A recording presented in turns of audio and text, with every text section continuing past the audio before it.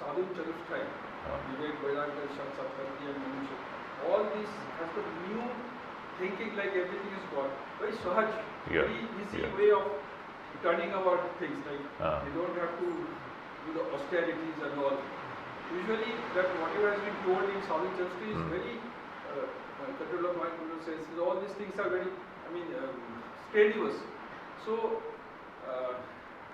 I would like to ask you, whatever things you have got during your initiation from your Guru, every day morning you are doing it, in the evening you are doing it.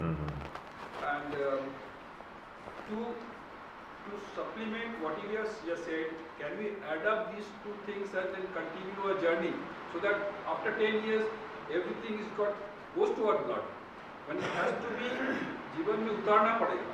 Whatever you have said has to be practiced every day, every minute. So already this question has been answered by Shankaracharya himself in this book. The 15 steps which he has spoken here, that is all comprehensive. That's why I would request you to once again go back to those 15 steps which he has spoken about. And if you really take the practice of these 15 disciplines seriously, that is enough for you to reach this goal. Perhaps you have not caught the spirit of those 15 steps which Shankaracharya has presented to us. So I would request you to go back to those 15 steps in which everything is included. Everything is included that is needed, essential for you to develop this great vision.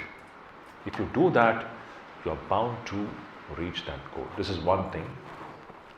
And I would suggest that you can read one book, Spiritualizing Everyday Life by Swami Ashokananda. You please read that book. That book is a very fine book which will deal about this very subject. When you begin to see everything as Ishvara, you begin to spiritualize everyday life. And one thing I want to correct in what you have stated in your just now, maybe you have spoken it unintentionally or unconsciously. You said that there is no need for any austerity.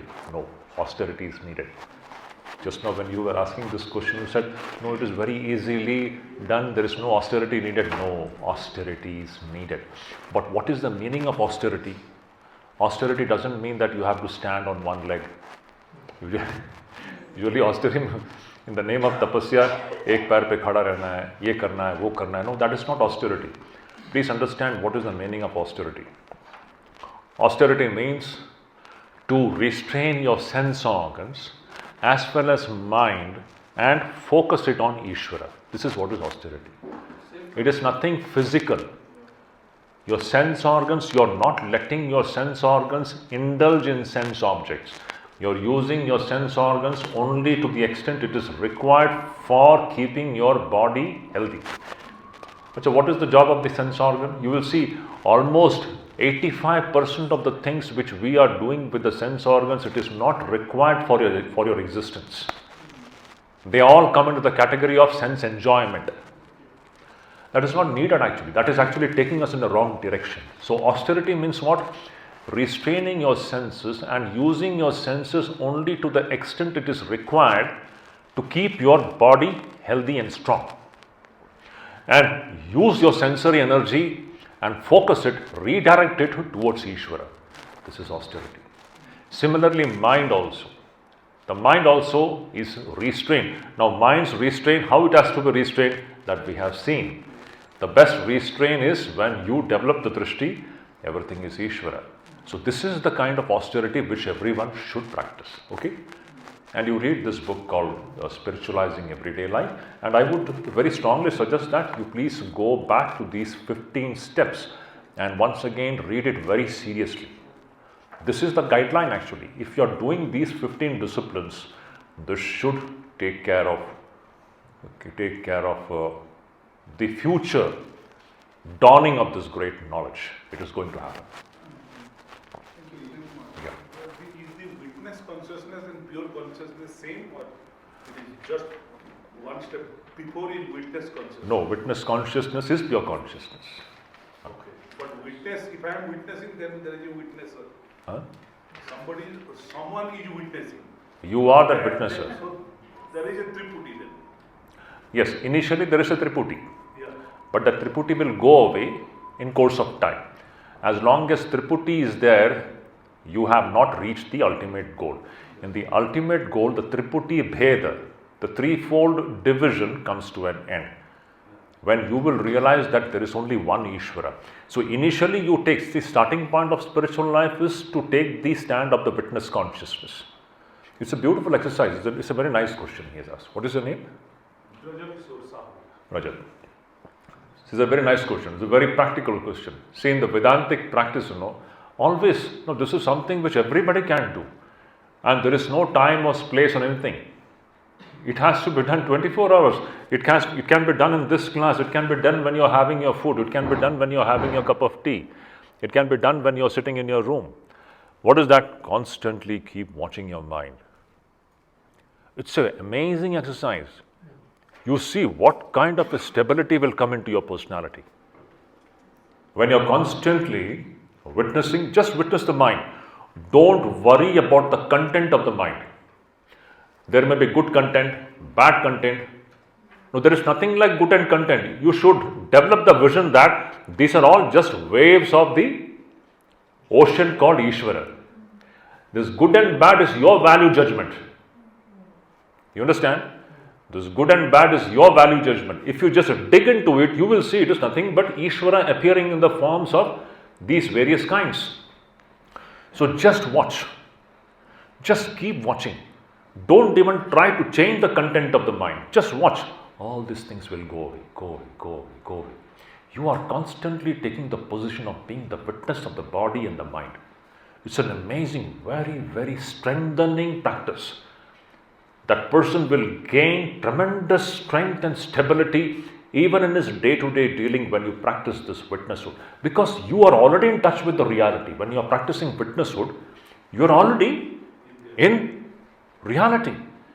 When we get mixed up with the mind and the body, then all problems come. With all our wrong ideas, when you get mixed up with the body and the mind, that is our present state. We are all in a mess. We don't understand anything clearly. To understand things clearly, first we have to extract ourselves out of this mess. Take the position of just witnessing your thoughts. Just watch. Just do this much. No course correction also, only watching. Only watching. Don't try to correct anything. There's nothing to correct actually. Just watch. Because you are the witness. You are already the witness. You are untouched by any taint. Have this confidence.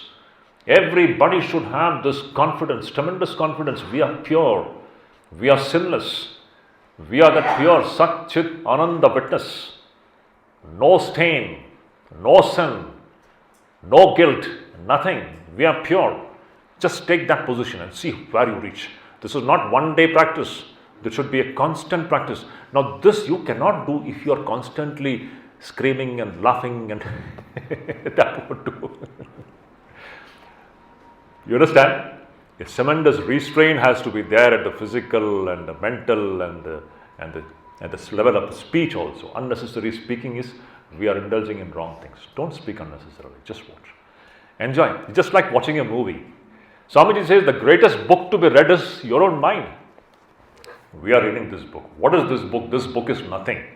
The real book is the book of the mind. You are reading the pages after pages are being turned. And you are the great witness, the reader. Just let this book be turned. Let it go on. Just watch the mind. And see what happens. If you do it for say 6 months or 1 year continuously, you will see for yourself what a tremendous stability, because clarity comes. All the human problem is owing to unclarity. It is all the play of unclarity and clarity. Unclarity is ajnan, clarity is jnana. That's all. As long as things are muddy, mushy, unclear, we are in a mess. We don't understand anything. We are all mistaking one thing for the other and we are in a mess. That is why the rishis are helping us to come to a point where we see things clearly. Samyak darshanam. Clarity. Clarity is the secret. So the way to get this clarity is initially just practice this witnesshood. Do nothing, just Practice witness. It's a wonderful thing, and I'll tell you, Rajat, when you're sitting in your room, nobody is there. Our usual tendency is what? We'll take the mobile, we'll take this, we'll do that. Even when there is nothing to be done, we will create some work and we'll get engaged. We have become addicted to doing something. Practice not doing something. It's a wonderful thing. When you're alone in the room, when there is nothing to do, just sit in your chair, sit quiet, nothing, no mobile, no TV, nothing. Just sit quiet and watch the mind. But you should not sleep, okay? Another thing, जब कुछ करना नहीं चलो सो जाओ. No, you should remain awake and just watch the mind. Just watch. Don't even change the content of the mind. It is a very, very powerful practice. Do this for 6 months and see what a tremendous clarity will begin to come. All which Shankaracharya and the Upanishad is talking about, all these things will become clearer and clearer. That's the practice. Yes, Vishwanath? 2 questions. Yeah. One from verse number 63. 63? Yeah, 63, 64. So, Achha. verse 63.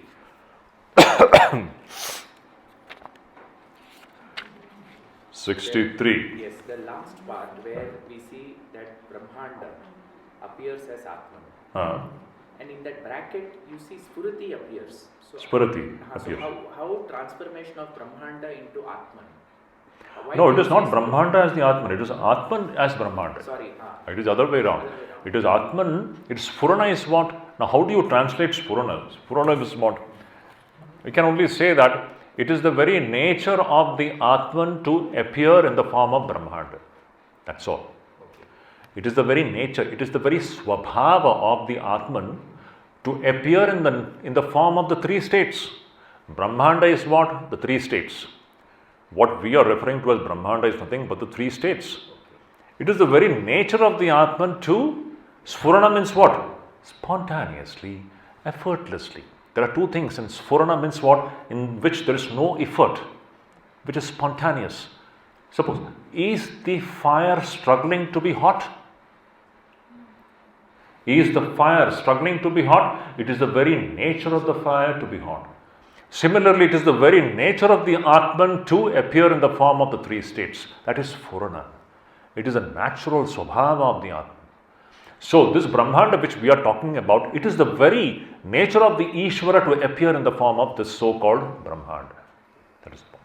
So, therefore, the follow-on question was, is this what is called as Spanda? I mean, You may. In the Kashmira Shaiva Sampradaya. You can say this is Spanda. So, the one, Spanda. The Swabhava, the very nature of... Yes, exactly, Spanda. Spanda, Shakti, this is all same. Brahman's Shakti, that is again referred to as Spanda. The Spanda theory is there. It's all refers to, it is Brahman's own Shakti which appears in the form of this 3 states, which is appearing in the form of this. It is all play of Brahman. It is all play of consciousness. Actually, let me again sum up the whole thing. In one sentence, there is nothing material here. It is all consciousness. It is the play of consciousness which is going on. Can you understand this point? There's a big discussion, matter and consciousness, matter and consciousness. There is only consciousness. Consciousness is playing in the waking state, consciousness is playing in the dream state, consciousness is appearing as a waking state and dream state and sleep state. It is all play of consciousness is going on, in which, owing to ignorance, we think that I and the Jagat is existing. It is always consciousness, it is always Atman, it is always Ishvara. It is the very nature of Ishvara, it is very the nature of Atman, consciousness to appear in the form of the 3 states. This is the conclusion of the rishis. One by one. So what the second question? The second question is from verse 64, the next one. Yeah. Gatanama yatha prithvi patanama hitattvam. Yeah. So there, Jagannama Chidabhati. So here the Chit is interpreted as the Atman. So this is a basic question. What is Jagannama Chidabhati. Chit. Right? So we understand Mana, Buddhi, Chitta, Ahankara. So here, are we saying it is that, or what is exactly, and can you also revise that idea of Chitta? No, here, see, there are 2 terms. We should be very careful when we talk about, there are 2 words here. One is chit. Other is chitta, double ta. Okay. This chitta is referring to antakaranam. Okay. It is chitta is one of the ingredients of the antakaranam. Antakaranam is made up of 4 components. Mana, buddhi, chitta, ahankara. It is chitta. And when you say chit, that is not antakaranam. Chit refers to Atman. So you should not confuse these 2 terms. Chit refers to Sat Chit, Anandam. Chit refers to consciousness. Chit is Chaitanya. And Chitta, double ta, it refers to Antakaranam. It's an upadhi. Okay? This point should be made clear. Yes. Is that the same as memories? Yes. You have touched, you have gone into the. Chitta actually is the memory faculty. You are very wonderful. See, Noorji is so wonderful. Chitta, mana, buddhi, chitta. Chitta actually refers to the faculty of remembering, recollecting of something. When we recollect, it is a function of the antakaranam, the capacity of the antakaranam to recollect. That is what is referred to as chitta, chittam. Yes. Maharaj, is it possible that in the transactional plane, in our day-to-day life, when we are, experiencing through our sensory organs, because what we are getting are very immediate, that is why we tend to be in that path, whereas due to by meditation or by this thing, this is more strenuous, or this takes more time, so little bit maybe our mind tends to stay away from it. Now, what is your question actually? My question is, at times I feel that meditation becomes difficult, in the sense that there's so many thoughts coming Not in. at times. Meditation is always difficult. Always in the sense. Tell me, anyone meditation is easy? It's very difficult. Let me see that person's face. So, my question is, it will be through practice only, and through pursuing the path we will be able to. Practice, you have to do it. Why meditation is difficult? Again, I am telling you, the root problem, asakti, attachment to the wrong things. Go back to Gita. Sangam tyaktva, chipakna mana hai, sakt mana hai. Sticking is strictly prohibited. See, that is the root practice actually. At the transactional level, when we are ignorant, chipakna sakt mana hai. Really, this is no joke. The whole of Bhagavad Gita's central idea is don't get stuck. Don't stick to anything, because everything is going away, no? Would you stick to anything which goes away? It is foolishness. No wise man will do that. Will you? Tell me. Is there any wisdom in it? Tell me anything which is always there with us. No, nothing with everything is going away. So why meditation becomes difficult? It becomes difficult because we have very strong attachments.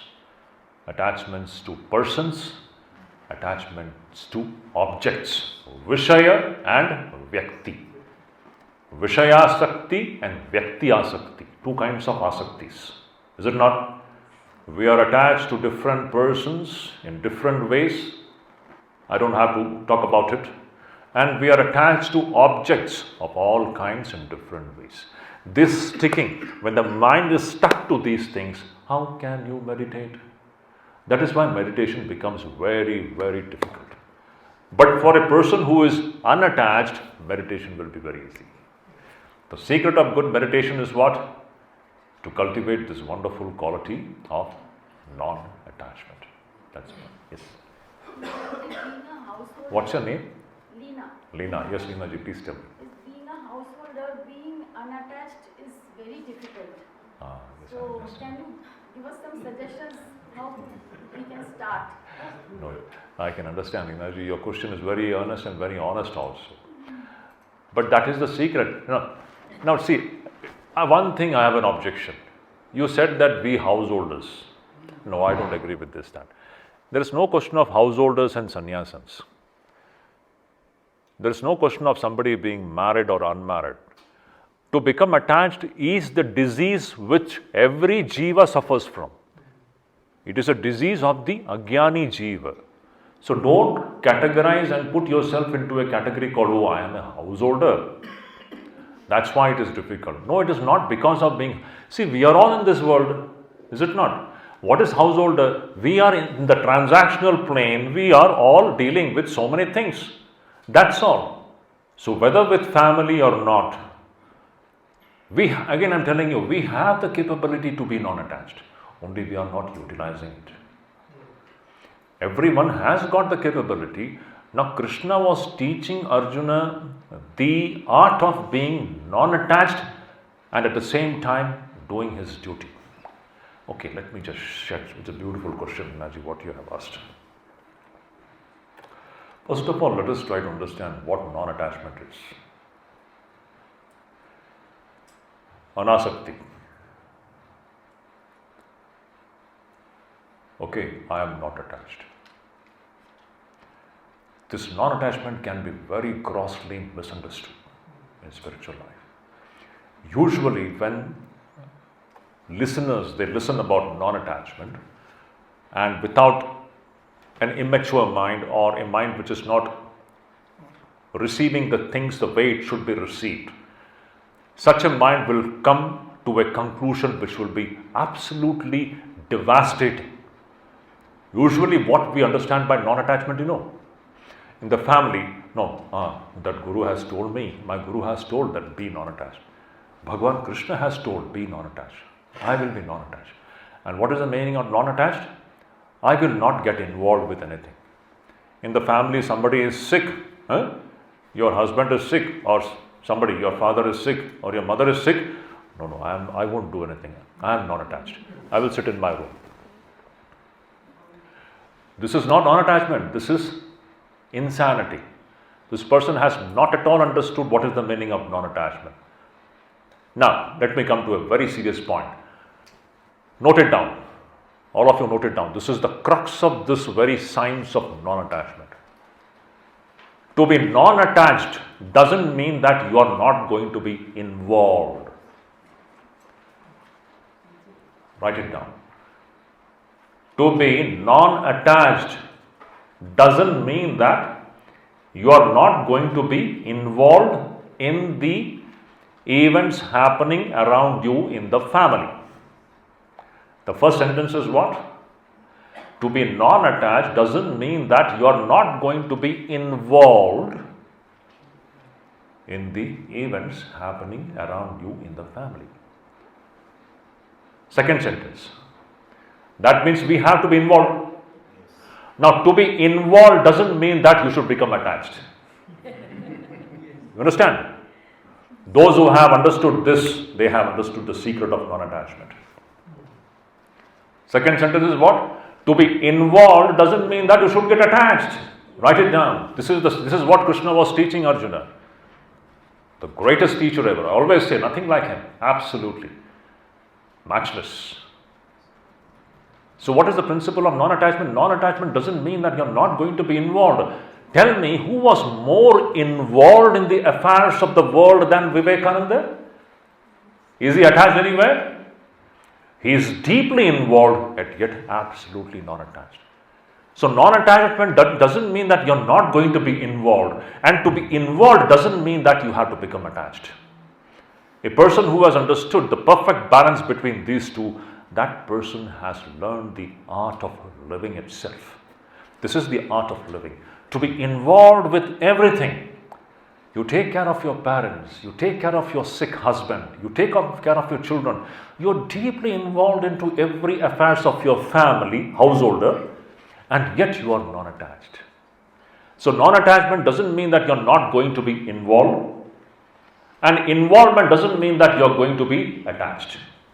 You understand? You have to meditate upon this point. Then you will understand what is non-attachment. And this is what Krishna was beautifully illustrating through that amazing Padma Patra Mivambhasa, just like a lotus leaf floating in the water. The lotus leaf is inside the water, it is involved with the water, and yet it is perfectly non-attached. Is it not? The water cannot stick to the leaf of the lotus. It is not, the lotus leaf is not running away from the water. So the householder should not be running away from the situations. The householder is deeply involved with everything that is happening in the family and yet remains absolutely non-attached. But how do you do that? By bringing clarity, the right vision. When you understand that the person with whom you are involved, when you understand that the person with whom you are involved, that person is not a person, it is the form of God. You won't be attached. That is the secret. You are not doing something to your husband. You're worshipping God in that form. There is no room for attachment. You're deeply involved and yet you are non-attached. This is what exactly Krishna was teaching Arjuna. To see everything as God's form, then where is the room for attachment? Actually, you are attached to God, to nothing else. Now, this person is deeply attached to whom? To Ishvara. Our only place of attachment is what? Ishvara, to nothing else. You take the life of Shankaracharya, who has worked for the well-being of the humanity more than Shankaracharya and Vivekananda, tell me? They were all such massive workers. What not this person has done in 32 short years. He has turned the destiny of India upside down, the great Shankaracharya. Why? Only for the good of others, is it not? But is he attached anywhere? Take the life of Vivekananda. Deeply involved with all the affairs of the nation, all the affairs of the world, but yet absolutely unattached. Because for him it is all Ishvara and Ishvara alone. It's all Ishvara's puja which is going on. It's a very beautiful question. So, householders, you are living with some people with whom you are related in a certain way. Please understand, those people are nothing but the forms of God. You have nothing to get attached. The only place where you can have attachment is Ishvara and Ishvara alone. So, be involved with everything in the family, but you are not attached to any persons there. Sri Ramakrishna gives a beautiful example. Somebody came and asked Sri Ramakrishna the same question. Actually, the spirit of the question is exactly, Leenaji, what you have asked. The spirit of the question is, the Thakur talked about all these things. Vivek kurte hobe, vichar kurte hobe, this kurte hobe, ye kurte hobe. So somebody comes and asks, but we are householders. How are we going to live with the family? Same question, exactly the same question. So Sri Ramakrishna gave a beautiful answer. Live like a maidservant working in a rich man's house. Beautiful example. Exactly like Krishna, Padma Patram Ibandhasa, just like a lotus leaf in the water. Sri Ramakrishna says, live in the family like a maidservant working in a rich man's house. Now just look into the maidservant's attitude. This maidservant working in the rich man's house, this maidservant is deeply involved with everything happening in that rich man's house. Is it not? That maidservant is taking care of the rich man's children. The maidservant is preparing breakfast for the children, preparing them to go to school, putting them, dressing them with uniform. She is doing everything, and while doing, the language is very beautiful there. Sri Ramakrishna says, this maidservant will be, oh my Ram, my Hari, come on, get up, come on, go to the bathroom, come on, take bath. I'm preparing breakfast for you. Now see, breakfast is ready. Now come on, have breakfast. Now it is time to go to school. Now come on, go to school. She is taking the children to the school. She is bringing the children back to the school. Outwardly, it may seem as if she is deeply attached to these children. But Ramakrishna says, there is not 1 ounce of attachment in the heart of this maidservant for these children. Because this maidservant knows these children don't belong to me. My house is somewhere else. You understand? Next day, if the owner of the house says, from tomorrow you don't have to come, she will happily leave. But as long as she was there, she was working as if she is deeply attached, fully involved but not attached. Why? Because we should know no one actually belongs to us. This maidservant knows that no one belongs to us. And this is the biggest truth here. Do you think anyone belongs to you here? Now this is again a question which you have to work out. Amar, Amar, Amar. Amar means what? Mera, Mera, Mera, Mera. Mine, mine, mine. Who is mine here? Find out. You will find no one belongs to you. No one. There's not a single soul who belongs to us. It cannot. There is only one entity which, if at all you have to speak in the language of belonging, Ishvara, Ishvara alone, which belongs to you. No one else. If this vision is clear, then there is no room for attachment. Actually, no one belongs to us. Actually, you may be thinking that I am living in a family. Actually, we are all alone. Every jiva is alone in this forest of this world. There is only one thing which actually belongs to us, that is Ishvara and Ishvara alone. That is what that song says. O mind, go back to your abode. O mind, go back to your abode. This is a foreign land. This is a foreign land, and you are living in the midst of all strangers. Here no one belongs to you. This is a foreign land and you are moving around here in a foreigner's attire. Go back to your true abode. Go back to your true abode. That is the song. Man chalo nijaniketane. Sansar videshe, videshir bheshe, kano Brahman akarani. Why are you roaming around here in this foreign land, in a foreigner's attire? Oh mind, go back. Because no one belongs to us. This is the plain truth. Why don't we understand this point?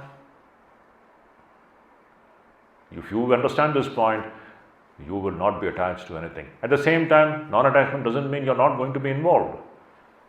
And at the same time, involvement doesn't mean that you're going to be attached. This is the perfect understanding about what non-attachment is. It's like that. Maharaj, my question is somewhat of this kind. I mean, I'm into business. So if some customer comes to me and if I think in that way, like a God has come to me in that way, so I won't be able to, take proper margin from him, or if he doesn't make my payment, I can't argue, they discuss. So I mean, there seems to be a contradiction or paradox. What's your name? Harish Thakur. Harish, you first decide what do you want in life. No, this is an important point. This, whatever we are discussing, these are all from the standpoints of a spiritual aspirant. If you are not a spiritual aspirant, you go and cut the throat of people. That is your business. But if you are a spiritual aspirant, your whole way of doing the business will change. I'm telling you. Again, this is another very important point. First of all, whatever we are discussing, this is all from in the context of a spiritual aspirant. If you are not a spiritual aspirant, none of these things is applicable to you. If you are not an aspirant of God, then go, enjoy. Drown yourself in all sensory enjoyments. Who is stopping? There are billions of... how many people are sitting in this classroom? Why only 45? You could have been in a shopping mall or in a cinema theatre. Why are you here in this jungle? I'm asking you this question. So the question is, what do you want in life? If you are wanting this highest reality, then you have to pay the price for it. But if you are not interested in this God realization business, then the world is open. Okay, you go earn money, you enjoy all sensory pleasures, and take and see where it ends up. These are the two ways. Don't mix up these two things. So you should be first very clear about what is the goal of your life. And if it is Ishwar Labh or Atmagyan, Ishwar Labh means nothing but Atmagyan. If that is the case, then this is the way. In that case, now this is just a starting point. I have to clarify certain more things. Now, will not a householder who is a spiritual aspirant, will he not earn money? He should earn money. He should earn money. You are a businessman and yet you are a spiritual person. Very fair. You should do your business. But you won't be able to do that kind of a business which other people do, whose only intention is to extract maximum returns. That you won't be able to do. Whatever is reasonable, that only you will do. Only that which is righteous, which is legal, legitimate in your business, the percentage of margin which is legitimate and which is not something like sucking the blood of the customer. That kind of a business you won't be able to do. Yet you have to do the business, which has to be honest, which has to be righteous, which has to be within the limits of legitimacy. And that also, again, I'm telling you, for the spiritual aspirants, especially householders, will not householder who is a spiritual aspirant not earn money? You should earn money. A householder who doesn't earn money, he is not performing his duty. Every householder's duty is to earn money. But he is earning the money. But what is his attitude towards the money? This money belongs to Ishwar. He doesn't have a sense of possessiveness for the money. He uses the money to run his samsara, his family, and whatever excess money he has got, he will use that excess money for the good of the needy people. You understand? This is how a spiritual aspirant will handle money in his life. A householder should earn money through legitimate means. If you are doing a business, yes, you do your business in a legitimate way, and your margin has to be justified. It should be just margin, not the kind of other businessmen whose only agenda or only aim is to extract as much money as possible from the customer. That kind of an attitude you cannot have. You will be working with a margin which is legitimate and which is just, and with that your intention is what? To run your family. To run your family you need money, and whatever excess you have, that excess money will be used for the good of the needy people. A spiritual aspirant will never have the sense of possessiveness about what he is having. I am talking about from the spiritual standpoint. This is only applicable if you are a spiritual aspirant. If you are not a spiritual aspirant, you are free to do whatever you want. Understand? So I always say money is not the problem in life. Problem is attachment for the money and greed for the money. Greed should not be there. Greed for the money is dangerous. So Sri Ramakrishna keeps on saying Kama and Kanchana, Kama and Kanchana, Kanchana. It is what? Lust and greed, lust and greed. This greed for dhanam should not be there. Let the dhanam come through righteous means, and you are using that dhanam, whatever is required to run your family. Yes, it is your duty to keep your family members in a dignified way. It is every householder's duty. This is dharma. You should earn sufficient money to keep your family members in a dignified manner. And whatever is excess, that excess you should be ready to use for the needy people. You don't have any sense of possessiveness about it, no attachment for it. That is how a spiritual householder will handle money in his life. Understand? So money is not the problem. It is attachment for the money is the problem. Everywhere it is attachment which is the problem. Relationships are not the problem.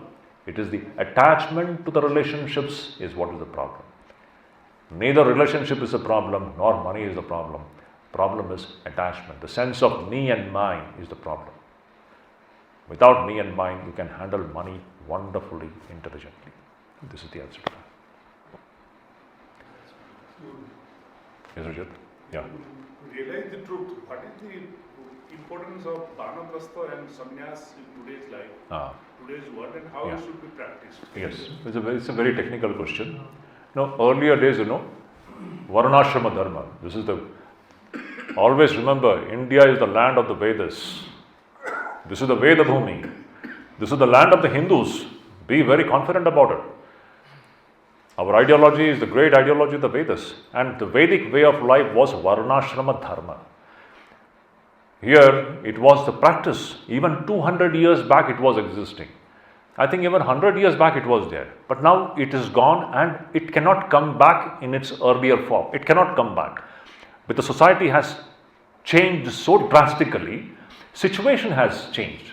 So it is no more going to be applied in the way it used to be applied earlier. That is not going to happen. So earlier what used to happen? These 4 stages in human life. Human life is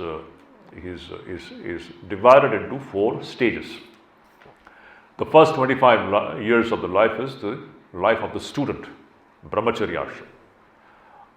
And after studying in the Gurukula, the student who is well informed about both the sides, the student is well informed about the spiritual side as well as the secular side. That was the real education which is gone now today.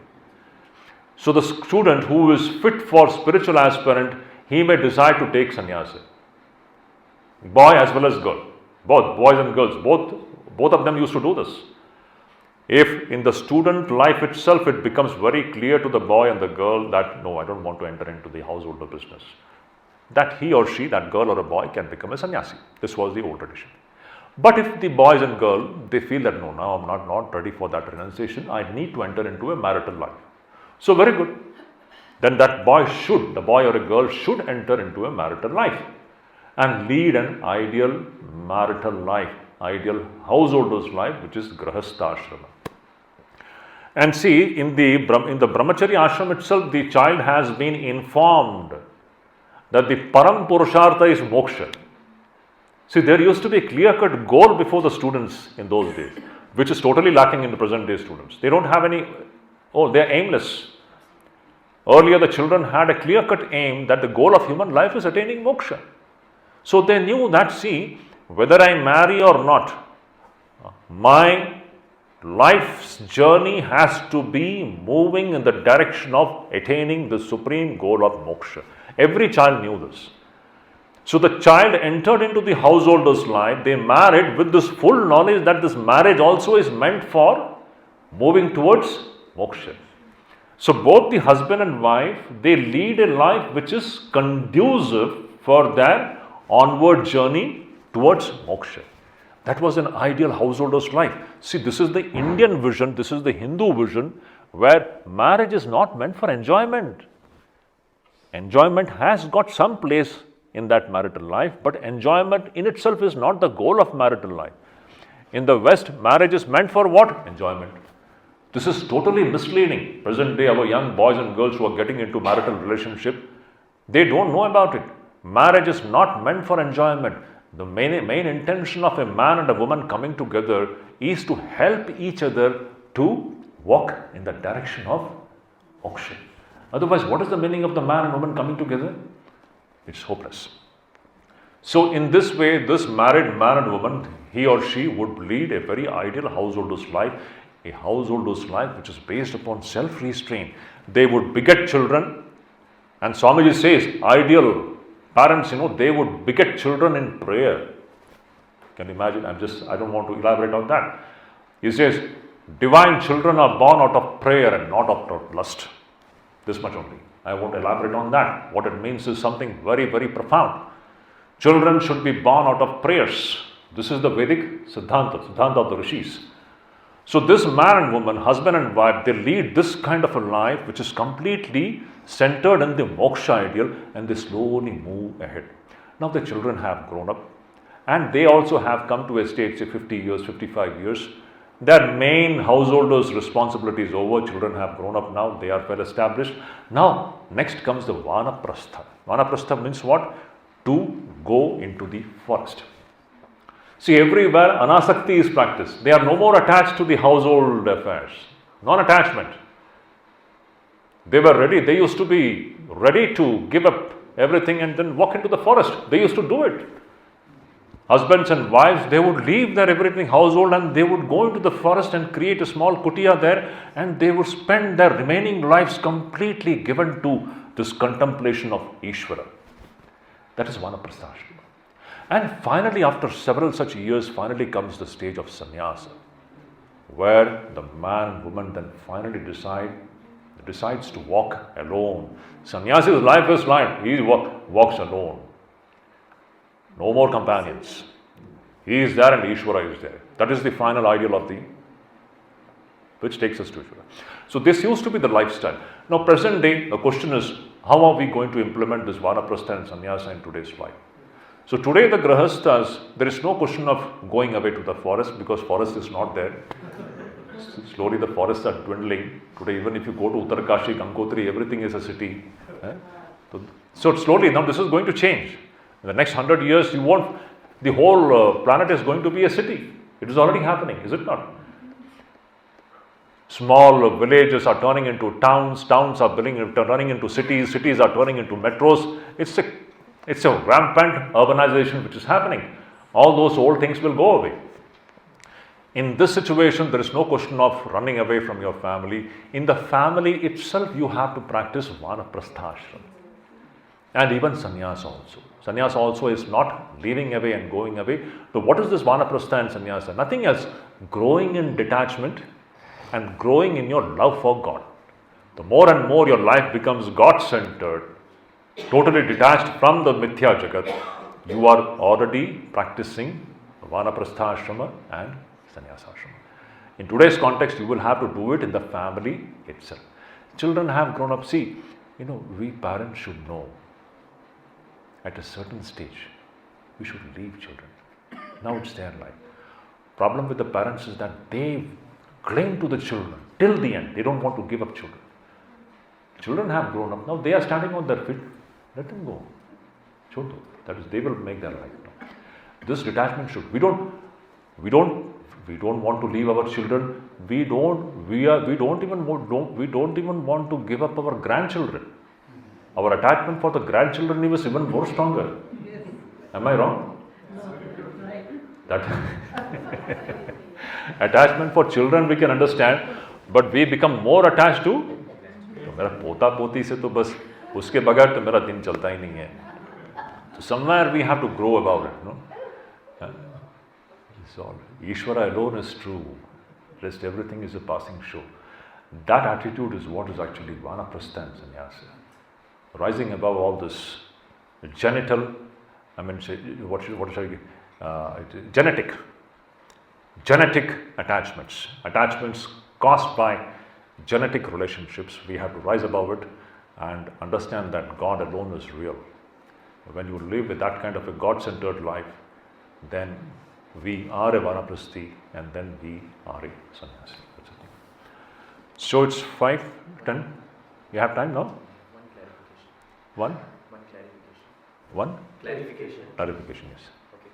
So from Bhagavad Gita, the Karma Yogi, Yeah. right, is where, as you explained, is unattached to the results, to the outcome. Yeah. Correct? Yeah. So how is a Karma Yogi who is Advaitin in Bhava different from a Karma Yogi who is still not Advaitin in his Bhava? I mean, is there a difference there? Am I missing something? No, actually, see, Karma Yoga, you take it from Advaita standpoint or whichever standpoint. See, Advaita standpoint, of course, let us try to understand the essential ingredient of the practice of Karma Yoga. The essential ingredient of the practice of Karma Yoga, it is not only Phalatyaga, it is Kartrutva Tyaga. You spoke about Phalatyaga, having no attachment to the results of your action. No, that is good. Initially we start with Phalatyaga because that is what we have to start with. We do. Now see, you do business, but you don't expect. This is the great utterance of Karmanye vadhikaraste ma phaleshu kadachana. Your job is to do. Don't worry about the results. What a teaching it is. Amazing. No comparison. No comparison with Sri Krishna. You do. Don't worry about the results. This is in the initial stages. But the essential ingredient of the practice of Karma Yoga is Kartrutva Bodha Tyaga. What is this Kartrutva Bodha? I am the doer. This has to be overcome. Who is the Karta? I am not the Karta. Ishvara alone is the Karta. To surrender your Kartrutva Bodha is the essence of Karma Yoga. And for this, what do? Oh God, so whatever I am doing, I am offering it at the feet of Ishvara. You offer what you have done at the feet of Ishvara. You offer the fruits that you have received at the feet of Ishvara, and then you also offer your own self at the feet of Ishvara. This is the essential practice of Karma Yoga.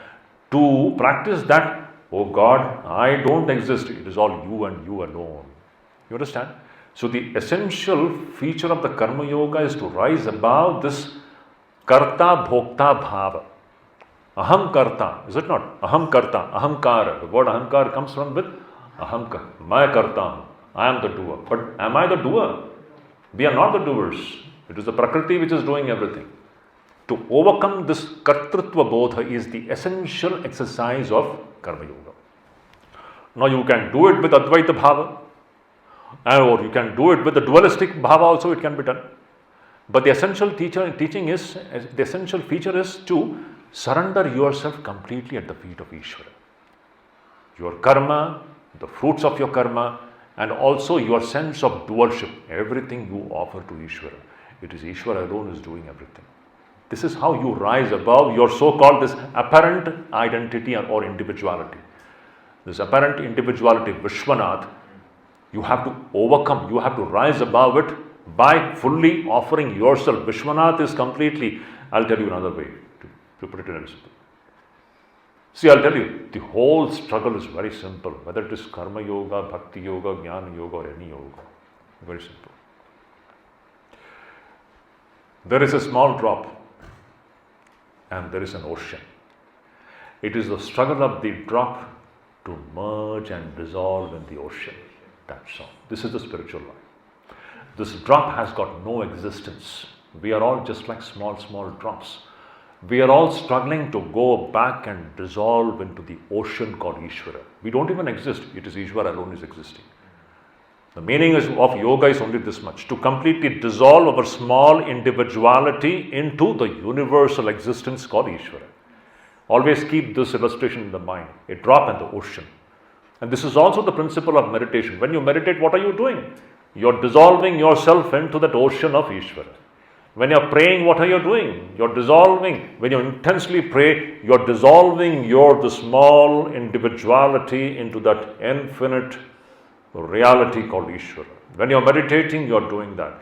Through karma yoga, you're doing that. Through bhakti yoga, you're doing that. Essential thing is to understand that I don't exist, Ishvara alone exists. Advaita. Understand? This should be kept in mind. Maharaj, when Thakurji, you said that when we merge in God, then there is a real bliss, true bliss. But when Thakurji says that I don't want to be sugar, I want to that can be done. These are all different bhavas, you know. The bhakti bhava, it's like that. We make that a pretext. We are experts in finding loopholes. The problem, we human beings are very experts. Thakur to bole diye che, abhi chini hobo na chini khabo. So that means I want to keep my individuality separate. The essential thing is this, always remember. The main thing, whether you keep yourself distinct from Ishvara or one with Ishvara, understand you as a distinct individual, you actually don't exist. What is actually existing is Ishvara and Ishvara alone. That's the main point. Don't deviate from there. That's one more question we can take and then we can stop. Yes, you please tell. Swamiji, you just spoke about meditation, about the drop and the ocean example. Yeah. Now, when you're talking about meditating on a particular theme or a concept, could you throw some light? What is the process really involved in that? Because this, we try to do it and we kind of understand. When you're thinking of Thakur and things of meditating. Good. But on a theme or a concept? No, you see, I tell you, you have got initiation. No? You should hold on to Thakur. And what is Thakur? Thakur is that ocean. You are a drop and Thakur is the ocean. Take it. What we were discussing, Ishvara. Thakur is the Ishvara's form. Okay? And you are the drop. Now the whole struggle is, what is your name? Prabhat. The whole struggle is this individual called Prabhat really existing? It's a big question. It doesn't exist actually. Even now it is not. Even now what is existing is that ocean called Thakur. Now I am using the word Thakur because he is your Ishtar. Even now what is actually existing for you is Thakur, and Thakur alone is existing. So your whole struggle is to dissolve this apparent individuality in that Ishvara called Thakur. You meditate. This is the principle. The drop in the ocean is the illustration, illustrating this principle that actually speaking, that ocean alone is existing. Now this Prabhat is that apparent individual who is actually not existing. What is actually existing is that real individual called Ishvara in the form of Thakur. So your whole struggle will be to dissolve yourself or commune. So dissolution comes much later. Initially it is establishing the connection. We are not even connected properly. That's why I always talk about Ishvara Sambandha. First let us establish our connection with Ishvara. We are not even properly connected. We are so disconnected, that is why we are suffering. Okay, you forget about dissolution. Dissolution comes in the last stage. Dissolution will come in the last stage. But are we even properly connected with Ishvara? First, let us find our Sambandha, Ishvara Sambandha. That is what we were discussing. These are the different ways of communing, getting connected with this infinite reality called Ishvara. First, establish a connection through prayer, through karma yoga, through vichara. These are all the different ways of communing and getting connected with Ishvara. And then strengthening that connection. And finally dissolving yourself into that. You understand? These are the different stages. Initially you find your connection. Then through practice you strengthen your connection with Ishvara.